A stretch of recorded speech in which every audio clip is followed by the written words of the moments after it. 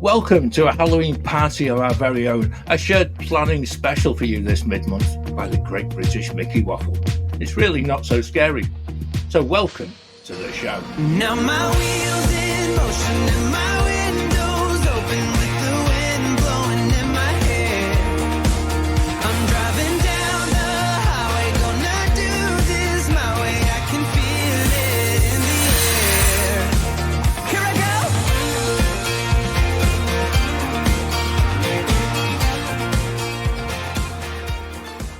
We're in for a trick and a whole lot of treats as we share with you our experience of Mickey's not so scary Halloween party so far this year, and hopefully help you to enjoy your upcoming trip this month, or very possibly help you plan for next year too. I'm John. I'm glad to share the scare with my fellow Halloween party partner from August. We've got Claire with us. Hello, Claire. Hello, John. I And see, look, we haven't dressed up for this occasion. I must admit. I think I had a flashback to carrying a suitcase full of candy and filling a locker with candy. I had a bit of a moment, and I'm sure we'll get to the trick or treating elements of the Halloween party at some point this evening. Yeah. But it is really great to be here. Are you well? Yeah, I'm still wishing I was. I'm still wishing the most unconvincing yes I've ever heard. Yeah, I'm still wishing I was still in Florida, and I still haven't got. I'm still on that. I'm still struggling with that, adapting to life back in the UK, and it's been really horrible. And I know when we did the start of the month show, it was a little bit tricky. It hasn't got any better. And I think, when this podcast comes out today, I'll be 4 days away from going, as long as Florida's still there and hasn't been blown up. And that'll make me feel even better, won't it? Like, knowing the fact that you're actually there. I'm just like, I'm sat here with the heating cranked up to 99. It's just like... But anyway, two, right. And we just keep them in everybody in Florida in our thoughts as well. Yeah. We've also got Ben and Becca, who've only just returned from what was meant to be a no Disney Parks cruise. Yeah, still how managed to. Yeah, it's still it's somehow a Park Light trip. We've renamed it Park Light. There are a few parks we didn't do. Yeah. A diet There's a Blur trip. Yeah. There's a Blur song like that. Yeah, Park Light. Yeah, Park Light. So you went, so you went like that. Yeah, I was going to go through my head now. That's it. I'm sorry, my neurospicy is gone. I'm now thinking of the new version of Park Light. You carry on with the podcast. I'll rewrite the lyrics as you're doing it. I'm afraid that's it. Someone's mentioned it. It was a great idea. We could do it. I have a tab running with the new lyrics. Wonderful. But you did manage to do the Halloween party at Magic Kingdom. You also did Epcot. You also came back with annual passes for Universal as well. Quite a fruitful trip. Park trip. We seem to have done quite a few parks. And I have to admit, I want to say thanks to everyone we met while we were out there, because there was the evening before the Halloween party. We met Chris, we met Megan, we met Mary. We spent time at Bay Lake Tower on top of the World Lounge, I think until like 1 a.m. in the mornings when we got back. So, and then it was the Halloween party the next day. So we weren't prepared at all to go into a Halloween party. We were a little bit tired, but it was an incredible managed night. It. Yeah, and doing something. I think that leads us really brilliantly into what we're hoping to do in this show is, rather than just talk about our own experiences, is actually take you through the whole. How do you end up going to the Halloween party? Because for a lot of people, if you maybe going for your first time at Disney, you become aware of this on your actual day in the park when you find out that Magic Kingdom's shutting at 6 o'clock. Yeah, and you're like, oh my word, nobody told me. Why is it closed at 6? Yeah. And you're not aware of it. Yeah. Why is it so quiet? Yeah. So hopefully we get onto that. And I think that's a really important thing. And maybe, again, people are planning for next year. This could be your little bit of insider knowledge that will help you. If you've done the Halloween party before, I'm pretty certain you've done all of these things that we're maybe about to share with you. If not, then you've got your own hints and tips. Join us in the Wafflers Arms on Facebook. We will be glad for you to give us some of your, maybe you've got that little tip to avoid avoid some of the things that we're going to talk about. I'm taking a note for tonight because we're booking. I know. And I think that's the thing, though, Ben. I think it's really important. Lots and lots of people come into a Halloween party, and you're like, "Have I done this right? Am I going at the right time, etc." So let's go with it, because the first jump straight in is like tickets. Now, this is the actual issue from the very outset. One, how do you manage to get your tickets? Two, can you get them at a discounted rate, etc.? And three, do they actually work on the My Disney app? Because actually that becomes a real experience in itself. So let's go. Where'd you find out about the Halloween party? Because actually that's something that a lot of people, you're not aware of it. I think it generally comes into... Would it be about January time? Disney or Parks, is it later? Yeah, Disney Parks blog tends to start talking about Halloween probably around February, March time. Yeah. The tickets tend to go on sale in May. It's like end of April to May. It's normally they do it with a week of... Yeah. They normally do it a week celebrating halfway to Halloween. And that's usually when they start talking. Halfway to October Halloween, not Disney Halloween. January. It will be January. That's what I was thinking. Yes. And I think so the tickets usually go on sale somewhere around that May bank holiday weekend, the first weekend in May. Yeah. Sometimes they're a bit earlier for DVC owners. Yeah. And whether you're staying on resort or not, if you're staying on site, you normally get like a week advantage sometimes, or a couple of days or a week. And you can get a discount on them directly from Disney with an annual pass or DVC. So you do get, I think it's 10% off. $10 per ticket. Well, it was this year. Who knows next year? Then maybe they won't do it. But you can get a small discount if you buy them direct. However, we do know that third-party companies sell them. Yeah. They sell them at exactly the same dates as Disney, and often they all offer a discount as well. So our friends over at Attraction Tickets, they will always sell the Halloween party tickets, and often will have an extra discount. So if you haven't got an annual pass or a DVC and you want a discount, it's definitely worth checking with some of those third-party providers based in the UK. You can go via our website, just be one of our affiliate links, just to keep it easy, makes it simple. But the third-party tickets are exactly the same, which is, I think people worry that I'm buying something substandard because I'm not buying them directly from Disney. Spot on. You're not. It's the same code that you would put into scan for another ticket. I think when you buy them directly with Disney, you get the email back probably in about 20 minutes with the code that you need to put into My Disney Experience. And you need to do that in the website version of My Disney Experience. You cannot do it on the app on your phone. So that's number one. So when you put the tickets into the MDE, it needs to be on a computer on the website version. And you just click on the add more plans, and then you can link your tickets or reservation. So you put the code. If you buy through a third party website, often it takes a day, maybe 2 days for you to get that email back code. So you worry. I still do it now. I buy them. I'm like, where are they? After about 3 hours. But they will come, and certainly Attraction Tickets, they're usually less than 24 hours. Sometimes it's 36 hours, and you get that email back. I actually had the same. And I had an email which actually gave a barcode that you could scan. So if you are really old-fashioned, you can do it like that. Like I always tend to try and not be. But once I actually had the barcode, I'm not going to go and stand at the will call window and exchange them for party tickets. I then tried to find a way. And what you can do, it is really... If I can do it, anyone can do it. And you just got, like you said, go onto the desktop version of My Disney Experience, put your information in, and as if by magic, it then shows up on the app. And then, really easy. When the tickets cheaper than Disney. Don't tell anybody. When the tickets show up and you get, so say you bought 4 tickets for your family, it will come up with the list of the 4 tickets, and then in My Disney Experience you have to assign the ticket to a member of your party.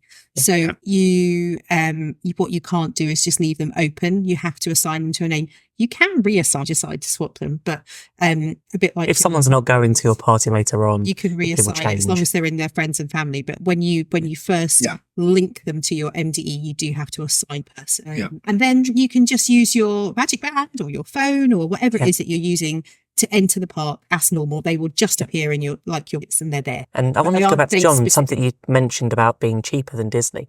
One thing to bear in mind is the exchange rate if you're buying through Disney, because you have to buy through the US website, it's something to bear in mind. It's actually, once you've done the exchange rate and the tax that's added on, you then go to attraction tickets, look at the price, and is it cheaper? Because sometimes, even with our discount, it's actually cheaper to buy some attraction tickets. So it's a difficult thing to balance. It depends on the exchange rate at the time. And it also depends on the date you want to go, because some dates are more than others. If you want to book Halloween, so 31st of October, I would probably just go and book through Disney, because it's probably might be sold out by the time you've even thought about it, because it's going to be the day that everyone's going for. But it is a lot more expensive. It is a lot more expensive. How much was Halloween this year? I think it's like 180 person or something. I've seen I was in the line of close your eyes, press book, and don't even think about it. That's it. And don't look at your credit card afterwards. When you look at the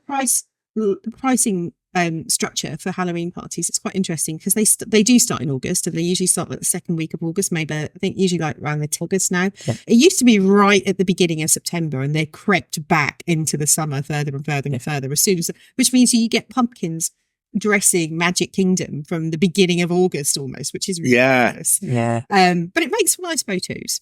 But I think one of the things to notice is the first two parties in August will be more expensive, because that is the time that all the vloggers and the content creators everyone wants to go on those first two parties so they can get the content out to everyone.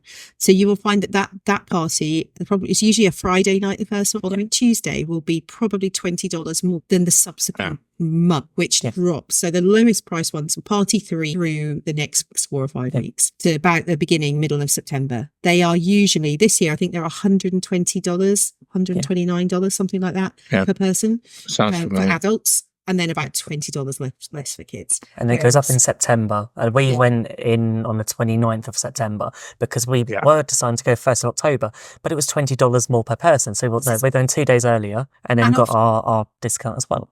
And the dates tend to be a Friday and a Tuesday for the first 8 weeks, and then they add in Sundays as well, and sometimes they add Thursdays as they get closer and closer to Halloween. So I know when we're there in a few days' time, this Halloween party's Thursday, Friday, Sunday, Tuesday. So that means actually Magic Kingdom closes early, 4 days out of 7. And we're there at the end of October, so it is like peak Halloween. So I totally understand it.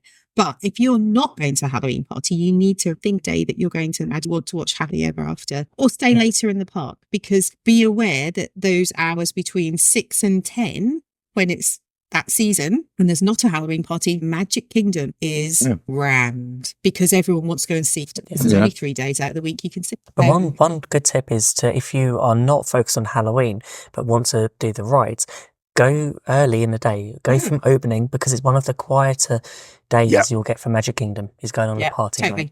But I think the important thing is that the dates change, and the price changes with the dates. So check if you can go 3 days earlier and save yourself $20 a person. Don't. And this is the thing: if you've got a big family, if you've got a group that was 8 of you going, it's easy to save money just by switching a few days earlier or go the month earlier. It's exactly the same party that you get on the 31st of October that you will get on the 15th of August. Just a bit busier. Nothing different other than the amount that you And so that essentially is where we're at. We've got tickets. We know what day we're going. It's in your planner. You've got yourself all organised, and you turn up at the park. Now, we've already mentioned the fact that Magic Kingdom on a party day can tend to be that little bit quieter. And this is maybe a little bit, if you have got a Disney ticket. Now, I know Ben and Becca, you didn't have a Disney ticket, so we'll come to you in a second. However, this year we had a Disney ticket, but we actually planned to be in Magic Kingdom quite early. Now, what we actually found out was from about 3 p.m, people in the park, there are actual points around the whole of Magic Kingdom where you can actually go and you can collect your party wristband and your little goodie bag, etc. Now, that doesn't open until, I think, is it 4 o'clock, 3:30, 4 o'clock, something like that. But people were queuing up very early at different points. And you need to look at the map, because it does change year on year, etc. However, once you've got that wristband, you're sorted. You don't need to go right down to the front of the park. Now, the front of the park is where everybody who hasn't got a Magic Kingdom ticket for that day is actually pouring into the park, and it becomes exceptionally busy. Now, we didn't have a Disney ticket. I think you talked about party 2, and we were on the monorail going round, just taking a little peruse of different hotels and a couple of beverages along the way.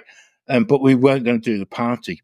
What we did see as we went past the entrance to Magic Kingdom I can only describe it as chaos. It was so busy. It was worse than that, though, Claire, because actually, when you think you go for opening and they hold people for a certain length of time, and then you gradually allowed in. 4:00 is the actual cut time at which you will then be allowed in. You are kept in a holding area. It's quite unpleasant to just look at. I was only looking at it as we were going past, and I thought, goodness, that's actually it's worth actually having a day in Magic Kingdom itself and putting all your stuff in a locker like we did. Yeah. Avoiding that complete rugby scrum experience, because it just looked deeply unpleasant. Now, Ben and Becca, because you actually just had bought the party ticket, and I actually remember the messages you were sending us at that particular time, you were embroiled in that whole experience as well. Tell us exactly how it is to be in that scenario. I was going to say, we were lucky in a way that we were at the front of the queue. If we were further back, where it was a lot more crowded, people were dropping like flies. There were people shouting for first aid, people calling on other cast members, because people were literally fainting in the heat. There was no fans. There was no. It was one of the hottest days in September. People are prepared to queue in that sort of situation, and I don't know what Disney could do apart from handing out bottles of water, or just telling. If we've spoke about this recently, that on the way back, that if we do anything differently, we wouldn't turn up at 3:00. Yeah, we would turn up at 4:00, because party doesn't start till 7. Get in at 4:00 and walk in with everyone else. So that's really important, Ben. The party doesn't start till 7. So if you're buying just the Halloween party ticket like you did, you can access Magic Kingdom from 4:00, sometimes a few minutes earlier, but generally it's a 4:00 entry and you're there for the whole evening. But the actual party, it's in trick-or-treating, entertainment, audio, noise, meet and greets, all of that stuff doesn't officially start until 7:00. So yes, you get 3 hours extra in Magic Kingdom to enjoy all the stuff, but don't think you're going to walk in at 4:00 and start trick-or-treating. That's not how this works. So they're actively giving you They give you 3 hours to go and we'd planned, because this was our only day in Magic Kingdom, was to do those. Yeah, we had a list of must-do attractions. Yeah. That we managed most of. Yeah, we also went to Casey's Corner to just hear the piano, and it was just to get back into Magic Kingdom. But unfortunately, it was a horrible hour and a half waiting experience. Yeah, and then you are absolutely miserable when you walk into the park.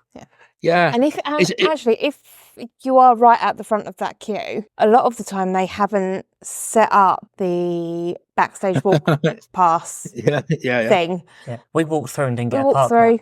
We didn't get a park map. There was no villains out like there have been later on in the day. I think that's a really good point, Becca. Is that so arrive a little bit later or already be in the park.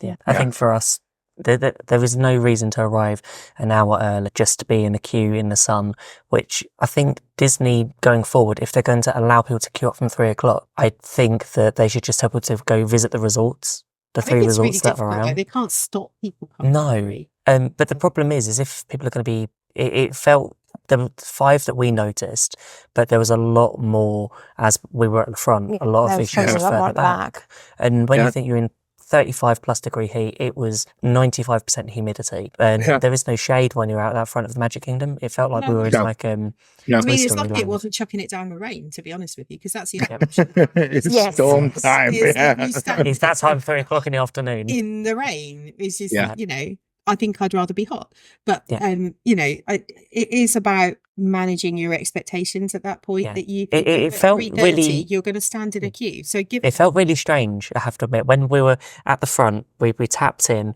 we then got our wristbands as walking through, and then you're held in the bit by the train station. So it felt like we'd gone back in time and we were watching the welcome show. Well, I was waiting for the train to pull in with characters. It felt like we were just gone back in time. Done that. Why didn't they do that? That would be awesome. Put the villains on the train station. But I would just go in at 4:00 or after 4:00, let the crowds die down a little bit, just go and enjoy it. It's one of those things because it was our only day that we'd planned for Magic Kingdom. Yeah. We had a list of stuff for must-dos. So I thought if we get the earliest we can, we'll get in there, we'll be able to do what we can. But we were happy with what we managed to do in those few hours before the party. Can I just add into that as well, Ben? Because I think you've hit we're in two separate camps here. Those who've got a park ticket for that day, you will get shorter queues, and actually you will be able to pick your wristband up at varying points in the park.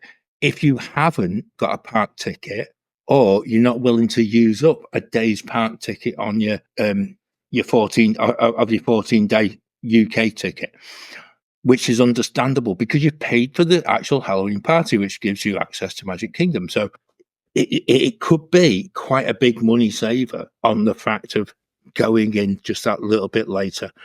Park is open late, but make use of it and actually just be aware of the fact that, don't go for dead on 4 o'clock. Don't go in at 2 o'clock. Yeah. Get there ahead of the queue because you'll lose one of your park days on your park pass. Yeah. And also the other thing as well is if you have, I actually looked at people and, when you're in the park and you're looking at someone and say, why on earth are you actually, they were stood in the queue from 3 o'clock next to Stitch's Great Escape, because that's where you could pick up your goodie bag and you could pick up your wristband. Like, you wasted at least an hour's worth of park time for what? You're not getting a head start on anyone.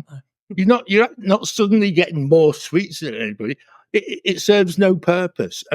And actually, if you take nothing else from this podcast, 3 o'clock or 7 o'clock, I'll rock up at 5 to 7. We saw, well, the thing is, when we were in, it was about 5 o'clock, and the average wait time was probably about 30 minutes for the headline attractions. So Tiana's was 30 minutes, Tron was 30 minutes, 35 was for Seven Dwarfs, and this was like 5:30, 5:30. So that sweet spot is such an opportunity.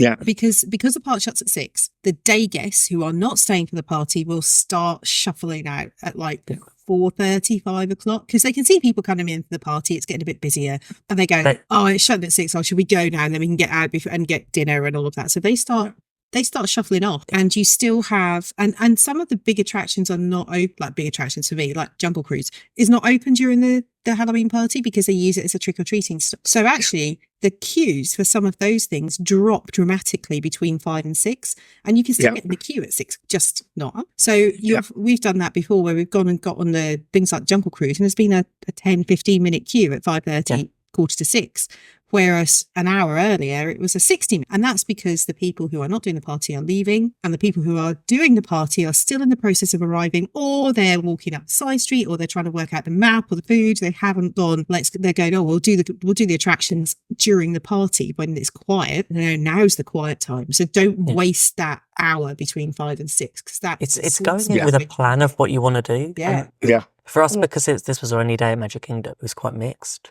It was. Do have a plan though. Work out which parade you want to see, which stage show you want to see. I mean, the fireworks are only on once, so you don't really have a choice, but you can then work out, okay, well, are we going to do trick-or-treating later in the evening, earlier in the evening? Are there any characters that are special to the party that we have to see? That's a really good fact. And actually, I have it written down. Have it somewhere where you keep that in your mind, because actually once the party starts, you get completely sidetracked by everything else that's going around and about you. The one thing that really struck me, and this comes from that whole thing of, if I haven't got a ticket for the Halloween party, I could just stay in Magic Kingdom and nobody would find me. It doesn't happen.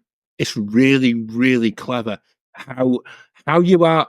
Not in a rude way, but in a very Disney way, you are encouraged to make it to the front of the park as quickly and as efficiently as you possibly can. The reason being is you've got a wristband. If you paid your ticket for the Halloween party, the wristband is exceptionally noticeable. And what I did see this year, and it was once you get beyond 6 o'clock, there were cast members in basically strategic positions around each of the different lands of Magic Kingdom. And they were basically they're very polite. And it was, can I see your wristband? You're not allowed onto a ride. If you want to go to try and ride something after 6 o'clock, no wristband, no ride. And it's just like, it's just done in a very nice way. It's not done as like, you need to leave. It's just done, sorry, it's a party. Would you like to make your way to the front of the park? I just thought it was very telling. Yeah. What they also did was all the attraction times were turned off at 6 p.m.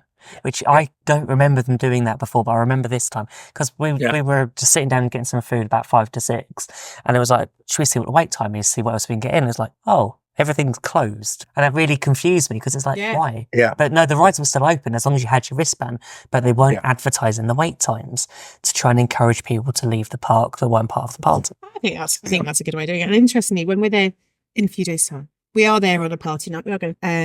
And that was a decision because we're not doing the party because we've already done it this year. But we wanted the quieter daytime in Magic Kingdom. So I've actually booked us dinner at 10 to 6. So we will be, it's late anyway. So we will have dinner and then be swept out slowly after, as soon as we can make it through the Emporium. While the party's starting, which is fine. I'm good with that. I'm not worried about that because I've been in the park all day. But it's quite nice to get a bit of the atmosphere of the party as well. So actually, you can book dinner right up until, I could have booked 6:30, and I was like, sure, I don't know how that would have worked, but there would have been one of those weird discussions. Was like, are you here for the party or are you not? And so I booked 10 to 6, knowing that was fine. And we will have dinner, and Leander will probably jump around. But is this going to be your slowest meal ever? Well, skip a canteen. Wow, it's entirely possible. But that was Millie's choice, so we that's good. That, and then so I just thought that's a good tester in terms of seeing how that process works. Because I'm one of those people that if I know I've got to be out at 6, I'm like, come on, 5:30, we need to go. But it's in my brain to like just follow the time it's closing at this, but it's the opposite at the end of the day, because at the end of the party we didn't leave Magic Kingdom till 1:30.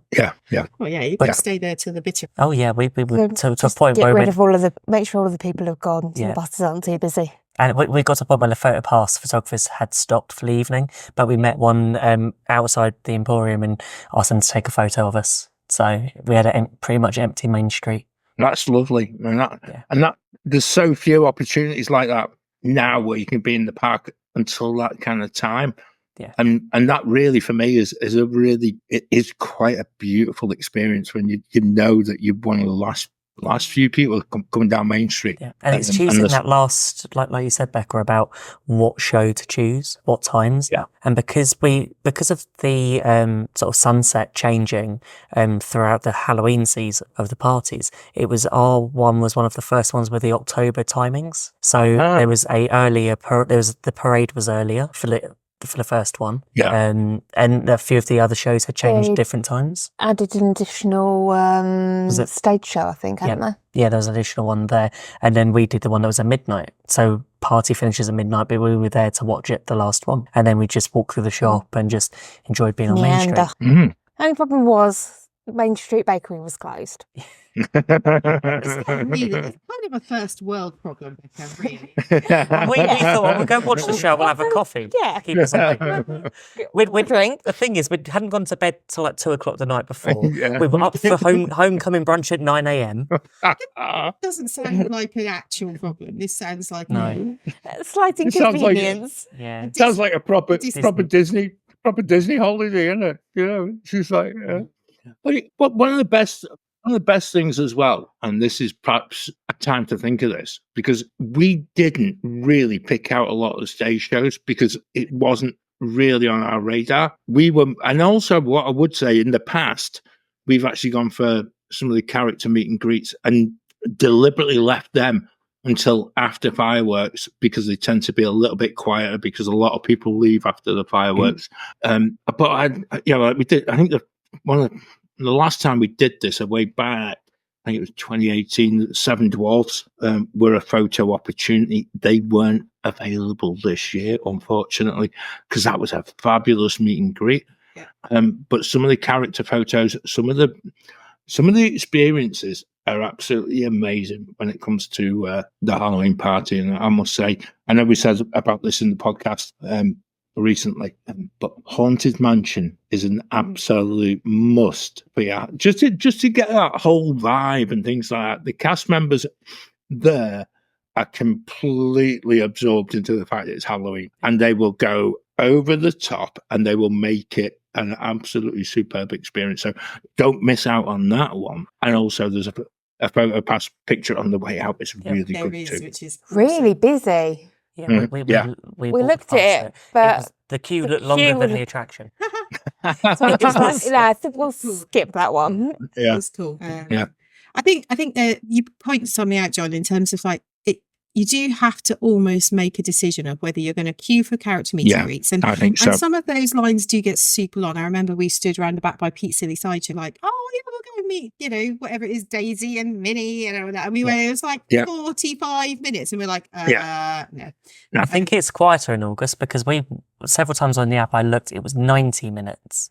So we were just like, do you know what? We're not going to stand in a line to meet those characters. Yes, they've got cool costumes on, and you're only going to get them at the Halloween party. But actually, that you are on a limited schedule. You have only got 4 hours or 5 hours of party to work through. And I think if meet and greets are the thing that you really want to do, then you've got to commit to it and just suck up the queue and just know they're going to be big. Yeah. There are some meet and greets that aren't on the program, which we found when we walked around from Pete Silly Sideshow.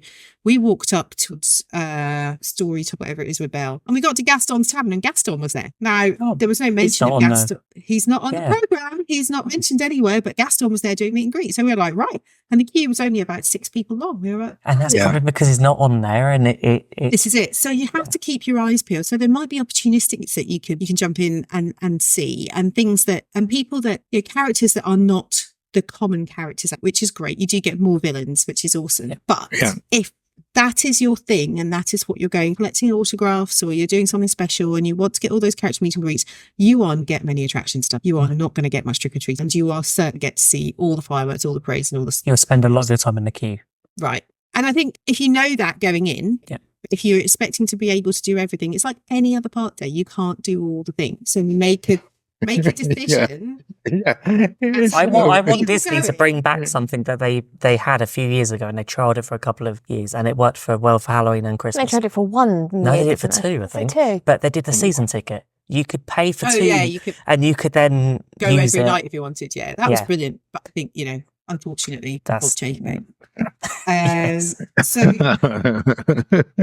I think this year like I say, John, we watched Hallowishes. Yeah, and that was excellent. What's it called now? Oh, I can't remember. It's Halloween thing, which isn't as good as Hallowishes. No, but it's still. It's very similar. It's cool. Yeah.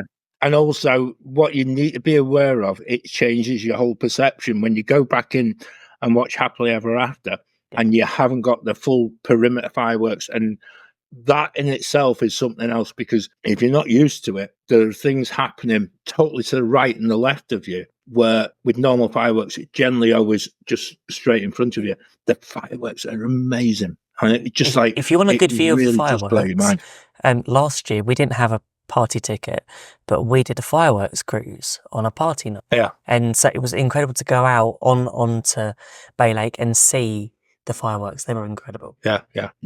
It really struck me, because the first time I saw the fireworks this year was when we were at the Grand Floridian. If you listen to the first of the month podcast, you'll hear all about that. But when you see it from afar, you become just aware of just how massive, sort of expansively in front of you, the fireworks are. When you're in the park, you're not quite as aware of that, but they are there, and it really is quite. It's a fireworks show, actually, to totally, not literally, but it will blow you away. I have to admit, superb. We were left disappointed. No, with the fireworks. You didn't get the. You didn't get the wind. Did you get the wind coming towards you? Where were you? We were just to the right of the Wart statue. A partner statue. And they just, I don't know, maybe we just weren't feeling it at the time, but I have to admit, best thing of the night. Of coffee. It was. The best thing of the night was the Boo to You parade. Best Absolutely parade of all incredible. time at Disney. I need to go through my videos, because I did film it, and how many character interactions I got from where I was standing. They were all coming to the camera, we interacting. It was amazing. That is the best parade I've ever seen. Yeah, and there's no argument. There can't be any argument with it, simply because it just goes on and on forever. Yeah, and I must say, it's the type of parade where characters are on the parade vehicles or on the street and interacting that you don't expect to see. Yeah. And so you're like, oh, wow.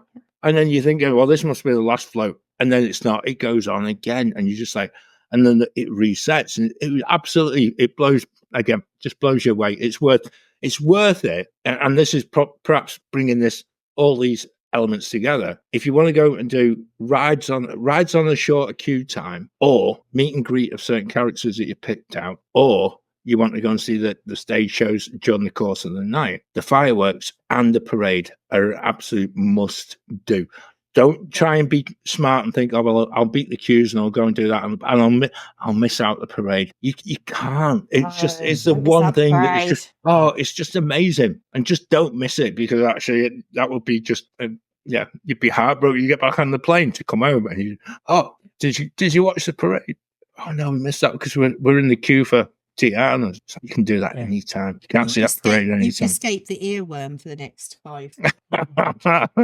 It's really not so scary. I've still got it. It's still at least twice a day. It's just like there's words that come up within it, and you're like, oh, there we go, I'm off again. And you start singing. It's so good. I love it. And I just hope that they take the essence of this parade and put it into the new nighttime parade that's going to be out next summer from Magic Kingdom. Okay, yeah. I refer you back to an answer I gave a couple of shows ago. I'm not gonna make any mention until it is there and it's out there, and we'll go with that. But until we can physically see it, it's like we won't. Yeah, and hear it, because actually, like you just said, Claire, the actual music within it is just absolutely beautifully put together and beautifully constructed. And so, as you're watching a parade, which you kind of a lot of and you do have to go and get a decent spot. Don't try and be smart and rock up 2 minutes before and things like that, unless you know a certain spot near the Hall of Presidents, which you can actually sneak in a little bit, like we did. But get your spot and get somewhere where you feel really nice, really comfortable. You've got access to whatever you want, and just enjoy it. We were to the right of, where was it, the Christmas shop. Yeah, so we're right to the Christmas shop, just by the bridge. Yeah. Don't tell everyone. We're really busy if next you want time to we go, tell otherwise. to stand for the parade, it's the Christmas shop right next to the bridge.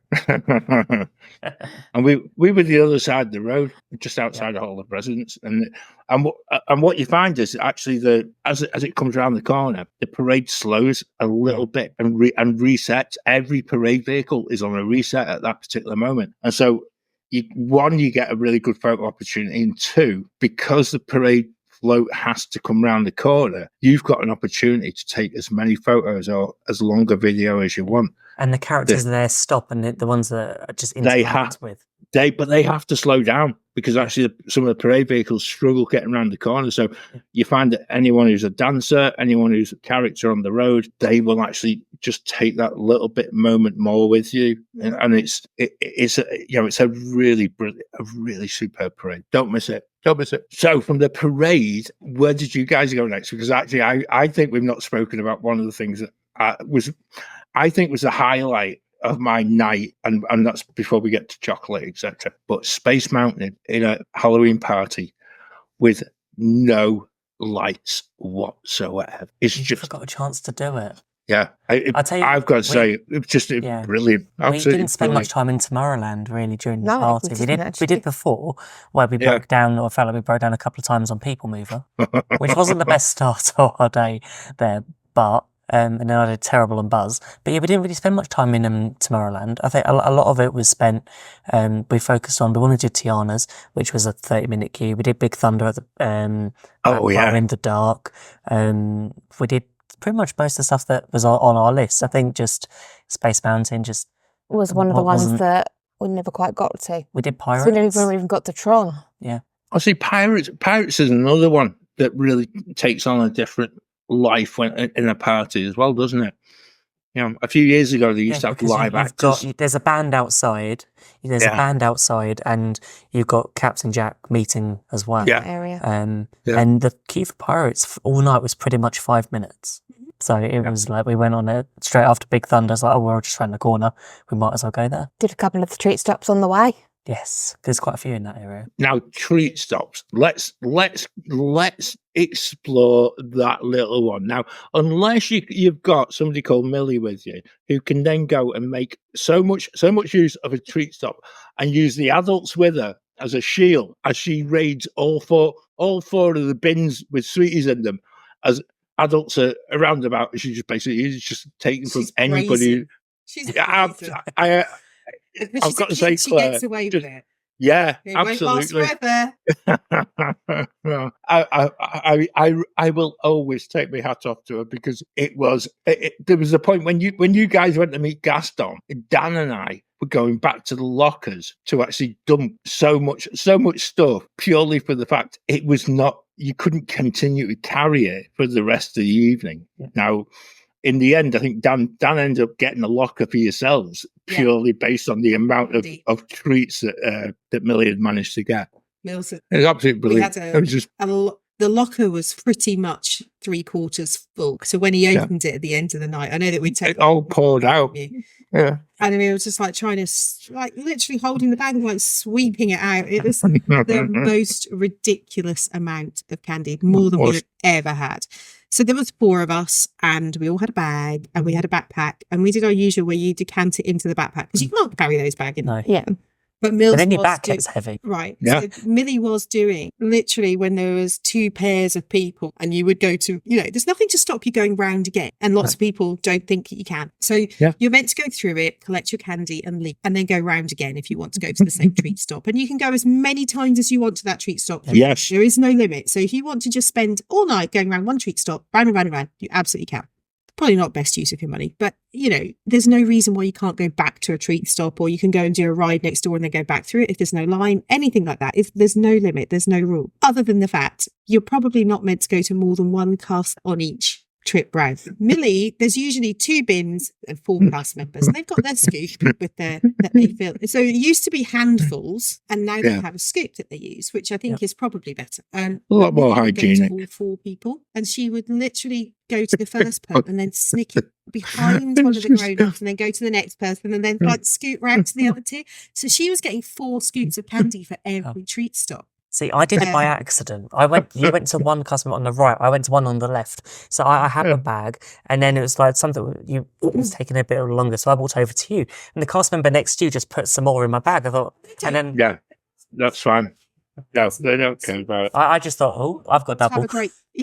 They want everyone to have a great night. And I've seen things this week where people have gone with amazing costumes. I saw there's a couple of people I saw on Facebook who dressed up as tumble monkeys. Oh my goodness, they were in like full body lycra with their hats and their ears, and they were just like amazing.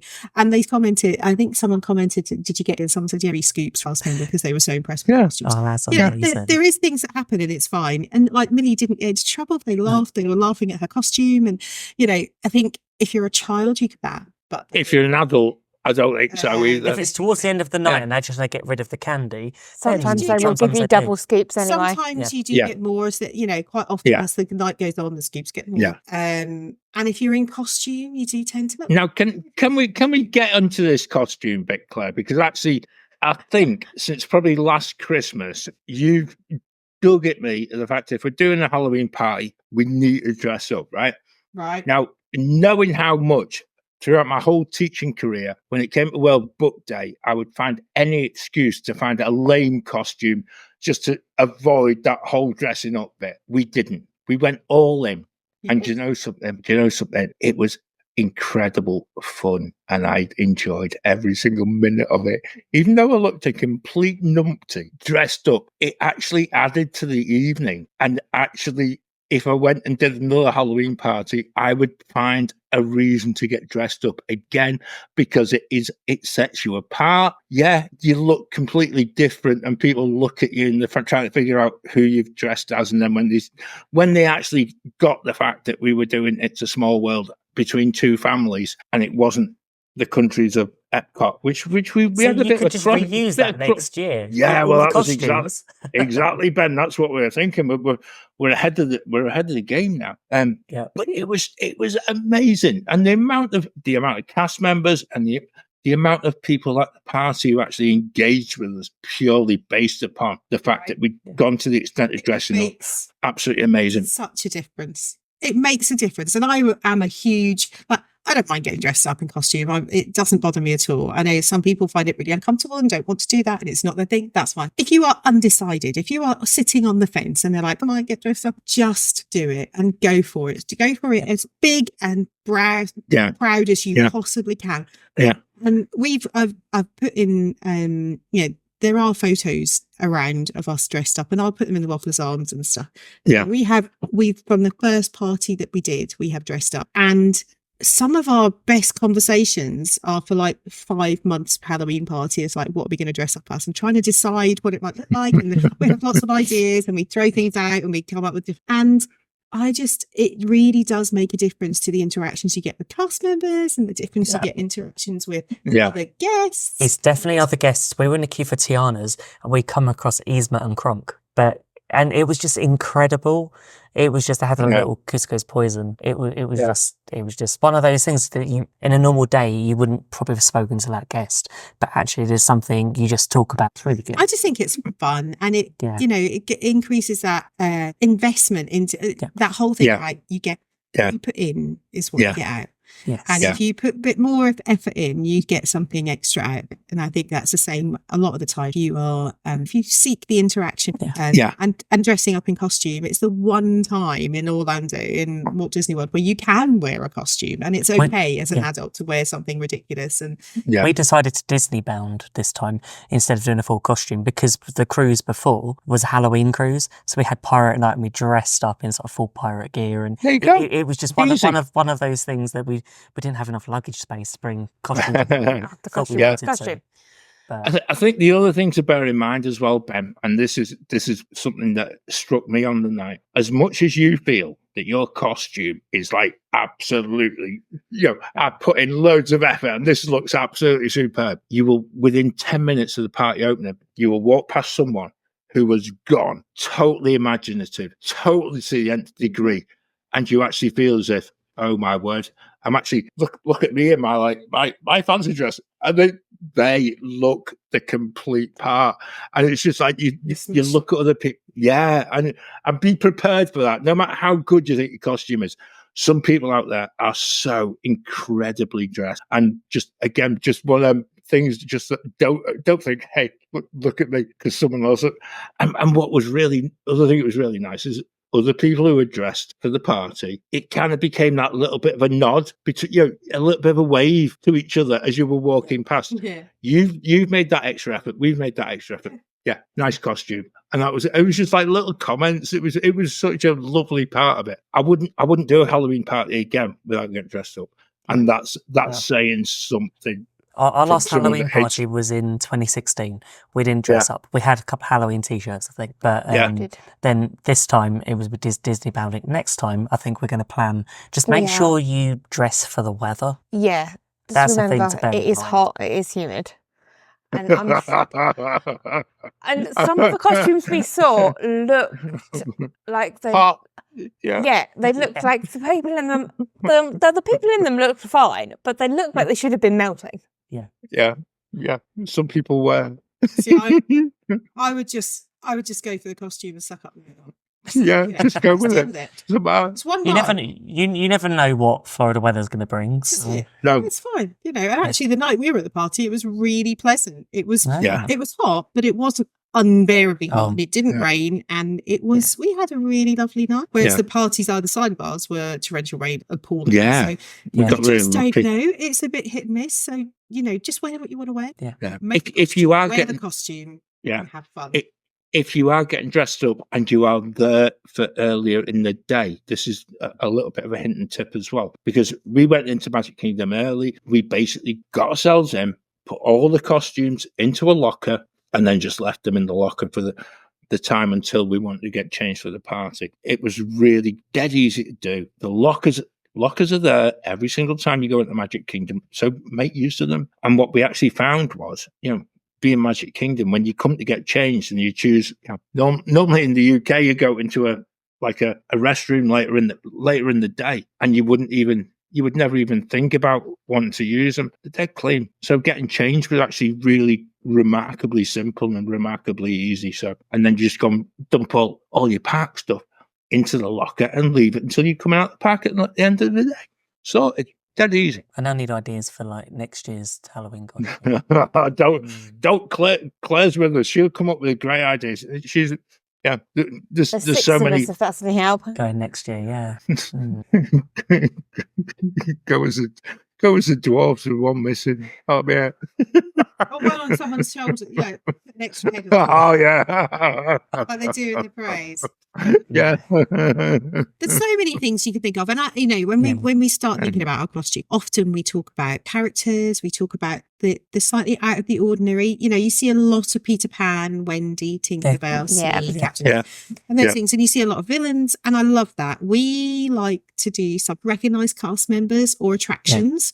So, like, we this year went as characters from It's a Small World. And yes, a lot of people thought we were the Epcot World Showcase countries. That's okay as well. I thought that was a reasonably educated guess. Yeah. I'd like to do cast members as from Tower of Terror and just be sort of... lots of people do that. Yeah. They do the stretching room portraits from Tower of Terror, and we consider that. Like, there are so many ideas that I've come up with that we haven't done yet. Talking of costumes, progress. I'm looking at you. Ooh, that's a good one. Oh, yeah. I know Robin and Simon have gone as birds from the Tiki Room. There are so many things you can do that aren't just Mickey or... a few years ago, someone went to D23 and they were dressed as Big Thunder Mountain. I remember the train going. The train going. So that's because you're going to get on attractions, so you've got to be aware you're going to do stuff. So I mean, I think my favorite costume might have been Millie's Figment. That was just the first time we ever went, and she wore this cute little purple. She wore purple leg warmers and Crocs, and then she had like a little purple leotard that we'd drawn we'd stitched on like a pink section for the tummy. She wore a little purple tutu skirt. I made her orange wings that she wore like a backpack, and then she had orange horns, and she was Figment, and because she was like 5, and she was like the cutest little Figment we've ever seen. And so many people stopped us and said, "Oh my God, she looks so cute." She, she's cute, but she wouldn't look as cute as that. So it's got to be age appropriate as well. And I think that we like to do something. We've done Trolley Kids, we've done The Incredibles, and I just think, try and do something that you think something else might not do. I know just think outside the box. Went, and they went as a young Carl and Ellie. I love that. And their costumes were amazing. Anna was melting in her dungarees.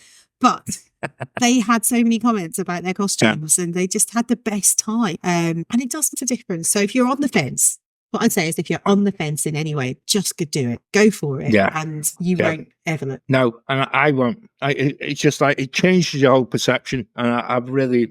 Yeah, I actually felt at times that, when you get that feeling where you are different because you got dressed up, it didn't feel like that. You actually felt as if you'd actually made the effort more than other people. And because you'd made that effort, people would laugh at the fact that, you were in something different. But actually, I think some people... It was just fun. It was really people fun. buy the Halloween ticket because they think it's just a ticket to wait times. And that isn't always the case. Yeah. Yes, you may get genuinely lower wait times, but you're then missing the essence of the Halloween party, the trick-or-treating, the parades, the dressing up, the fun of it. There's loads. The whole thing is fun it's as much fun as you want to make it. And I would say from the minute you enter the park, even from the minute you buy your ticket, it becomes an unmissable part of your actual holiday. And I think, the one thing to just bear in mind is whatever you do not plan on leaving the park straight after the fireworks. Just stop and just go and explore a little bit more so you're not caught up in that rammy for the monorail, because actually the park's open on much later than you think. Yeah. So don't try and exit at the first possible opportunity. Go and make the best of the park. Yeah. Whilst go other watch people the parade again because it's on later. Later parade's often quieter. Yeah, I don't think that's as quiet as it used to. We didn't it used to be that really quiet, but it isn't anymore. No, I think that everyone's cottoned on to that. What you won't get in the later parade is a lot of small because I certainly the first couple of parties we did, Millie was quite good. So we did leave I think we probably left just before the fireworks because people. But we now stay and watch the parade the second. We sometimes watch it twice because it's the second parade. You'll get a lot more adults, and they are slightly less forgiving in terms of the space that they will allow for people who are late. John and I, we were in an area where there was some space, and there were people with children who turn up late. Now, I will absolutely 100% always allow someone's kids to get to the front. It doesn't matter whether I've been stood there for an hour or for 3 minutes. If someone's child wants to get to the front to watch the parade, please do. I will never, ever stop. What I won't do is allow the 16 people with them to go. So I'll, if then one adult goes with them, that the rest of you staying at the back. It annoys me when I see people refusing to let children to the front because let's face it, they're shorter than you most of the time. I'm sure they'll be in front. You're still going to be able to see. They're not going to damage your sight line whatsoever. Don't be that person. Don't be that person who doesn't let the child go to the front and watch the parade. That goes for any parade, actually. We were quite lucky, actually. When we got to the space, there was a family, but I think they were saving space for another family who were just sort of coming down. So it's like we stood there and they said, we'll just move our stuff away so you can still see. And we all it was like really surprised us. We were ready to step back to let the kids in front, but we were in the corner. It was just their pushchair that was in front of us. I would have been quite happy to stand behind their pushchair because I'm taller than their pushchair. Exactly. I find it more... People are not nicer to each other at the Halloween party parade than they are at the Festival of the General parade. Yeah. I don't know why, but they are. Maybe just different. People get a bit tired at 3 o'clock in the afternoon, haven't eaten. No, it's that buying into you're at something that's really special. So don't spoil it, and don't spoil it for other people. Everyone's got as much a right to see a parade as you have. Don't get on that little high horse of feeling self-entitled, because you're not. We're all there to enjoy something that is totally special, totally unique in the whole realms of going on a Disney holiday. So enjoy it, lap it up, and actually buy into the fun of which it's actually intended. There you go. Totally. Don't know where that came from, but that's my take on it. I agree, John. I think it's I've noticed at the parks over the past few years that there's definitely been more of that self-entitlement of people thinking that it's their magical experience doesn't interact with everyone else's magical experience, so they should be put ahead. We're all there to have a magical time. You just need to respect each other's space. Yeah, it shouldn't be easy. It shouldn't be that easy for people to actually give themselves that opportunity to do it, because at some point some person has made it immensely difficult, and that's not right. But hey, I'm going to stay positive in this, and I'll avoid flicking the 2 fingers at the people that dislike doing it. But I've got to say, best parade, best party, just have a wonderful time. Make sure you actually get yourselves, if you've not done it, put it on the list, get it done. And I think that kind of wraps us up, because I'm very aware you don't want to start giving, there's loads of little handy hints and tips for your planning a trip there, but we're not going to tell you exactly what to do, because it's your holiday and your Halloween party. Go and find the stuff that you want to get done and things like that. So for this mid-month, thank you for joining us. It's been an absolute pleasure revisiting what we did in August. It'll give me a little bit more momentum to try and write it down and get a trip report started. Ben and Becca, great to have you back home again, and it's great to be back. Oh, I don't know. I think that's rather be in Florida. It's great to be back, but also I know that we're back home means that we're now counting down to the next trip. Okay, good point. Maybe that's what I need. Positivity. Yeah, exactly. That's what we've got to see ourselves through. That I'm bunkering myself in for the winter in the UK, so that's basically it. But if anyone's listening to this, it's your first time. I know there are loads of people joining us for the first time, and different formats, be it on YouTube, be it on the podcast. We really appreciate you actually joining us and actually listening. Come and join us on our Facebook group, The Waffler's Arms. Get in touch with us on all the socials. We're at GB Mickey Waffle. It'd be great to hear from you.